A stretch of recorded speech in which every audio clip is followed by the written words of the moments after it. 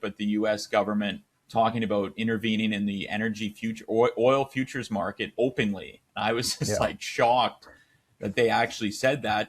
But in your opinion, and you just kind of highlighted it, have the Federal Reserve and the U.S. government over the years been actively working to suppress or manipulate the price of gold for decades?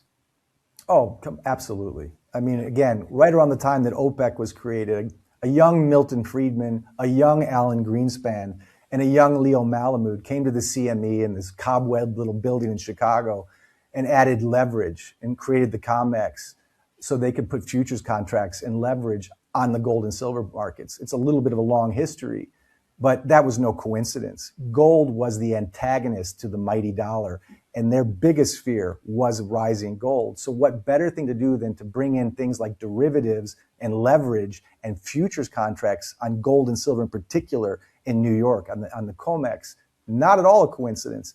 What's even worse is that not only they allow massive turns of leverage, so that even though most of the parties to the COMEX were net long gold or silver, a handful of the small minority monopoly power of 8 bullion banks had the power to wake up every morning and go hundreds of leverage short against and paper contracts to keep gold and silver down.